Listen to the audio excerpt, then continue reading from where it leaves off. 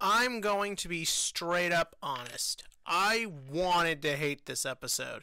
This episode is ultimately pointless.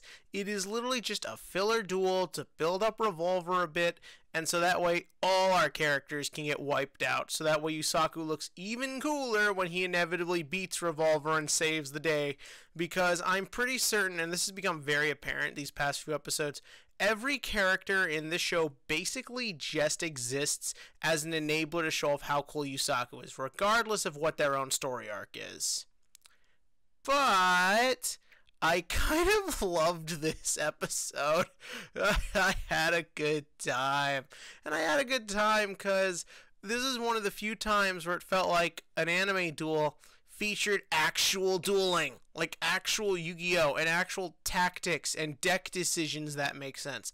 Now, yes, a lot of times when Aoi duels, actually all the time when Aoi duels, she plays Trick Stars effectively. She plays them the way that deck is meant to be played. Her build makes sense. She uses consistency cards. She does everything right, but she still lost to Encode Talker, and she still lost to a fucking tree.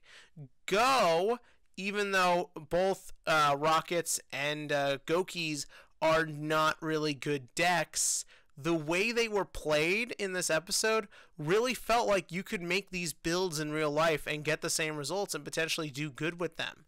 It made the whole thing feel real. Before I get into the duel, I do want to start off with where the episode began with Go confronting Revolver, and Revolver revealing Blue Angel lost, and Go doing something we would never see Yusaku do, having a natural emotional reaction. Like, Yusaku learned Blue Angel was gone, and he was just like, ain't that fucked up? Okay, let's continue. Go reacted. And it wasn't a super strong, it wasn't like, no, my love, I lost her. No, it was a very realistic human reaction. It was, oh my god, this person who I have a sort of connection with, who I know a bit about, and who at the very least I can respect because she wanted to do the right thing, was killed off, and this guy's just treating it like it's trivial and it's a joke. That sickens me and makes me angry. That's an actual reaction. This is a problem with Yusaku in as much as I don't think anyone who works on this show has decided what Yusaku's actual personality is. Like, one minute he'll be extremely angry, then he'll just sort of go back to being calm. One minute he will react to anything, the next, when you think he would react, he wouldn't. I do think this is due to inconsistencies in the personality. Like, using a good example just real quick, when they did the duel with him and Akira, it was a great duel, and a lot of the stuff they brought up in it was well done, and I liked how they portrayed Yusaku until the end, where instead of following through with Yusaku's anger and him just wanting to destroy Akira for getting in his way, he's like, I need to show them through dueling that the brother and sister protect each other, and because dueling's about more than that, even though I'm a psycho who is literally just in this to hurt the people who hurt me. Like, that was a problem, and on top of that, they never built upon it further. Yusaku got angry and psychotic, and when you have a character do that, there has to be consequences for this. This is something all the other Yu-Gi-Ohs, even at their worst, understood. It's part of the reason the Waking of the Dragons arc is my favorite arc from the original series. It's because you had Yami do something shitty, like give in to the Seal of Orichalcos, and there were consequences. Yugi was gone. That personality balance the two characters had with each other was no longer a thing, and he got a lot of shit for it and had to deal and go through the emotions of what it meant to do that. We saw that in the other series, even if it wasn't necessarily done correctly. We saw it with Jaden and Yubel. We saw it with Usain sort of burdening himself all the time, what that did to him psychologically. We saw it with Yuma with the choices him made. We saw it with Yuya. It feels almost like with Yusaku, because the last two protagonists were very polarizing in how people viewed them, they decided to play it safe and just go back to this concept of an unbeatable badass. But they failed to then give that character any real sense of humanity or really even take advantage of it in the story.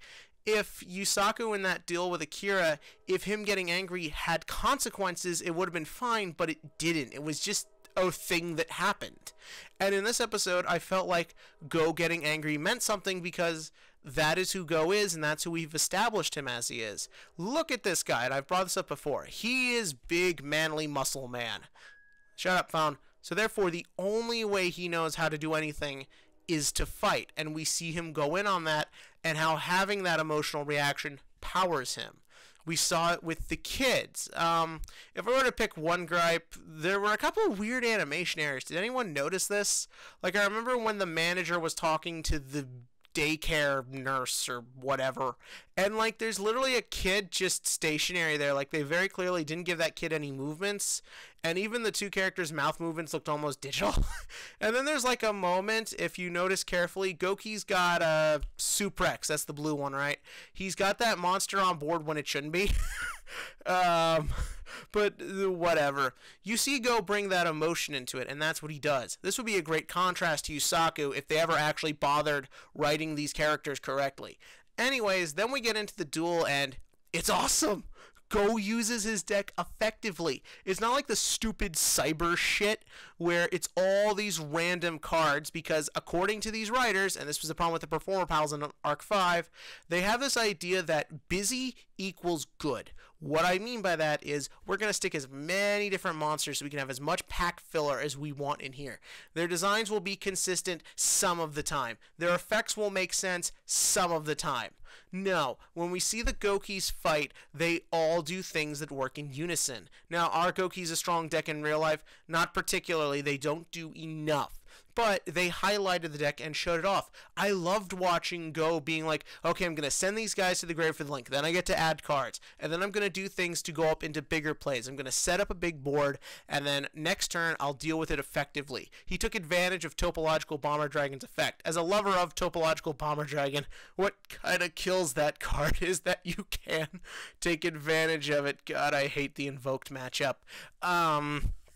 But even on Revolver's stance, I expected to see all these random shitty... Oh, wait, and the other thing with Go, he literally says he upgraded his deck. It's not like with half of these other characters in this franchise where it's like, I just had this all the time, it feels like sometimes. No, he's like, I got new cards, I upgraded thing, I'm ready to kick some fucking ass. Like, that is what happened here, and it's awesome. And then with Revolver, no, Revolver used his consistent strategy, using the cards he can consistently use. Again, shut up, Gateway Dragon and Sniffer Dragon are not amazing cards, but they're presented in a context to where they can be used effectively to lead for boards and turns and plays that make sense. It's not random shit. It is stuff you have to do in Yu-Gi-Oh! You have to focus your deck. You have to play consistently. You need to play 3 copies of your Suprex or any sort of big boss card you rely on. You need your strategies to work successfully all the time.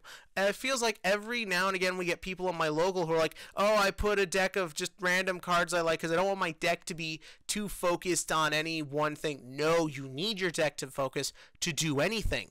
And this episode had that. Their plays were effective. Their attacks were effective. Everything they did made sense. The one thing that kind of annoyed me, Revolver's continuous spell that does 20 different things, none of which feel particularly useful. That was a little baloney, but who cares? It was still pretty awesome.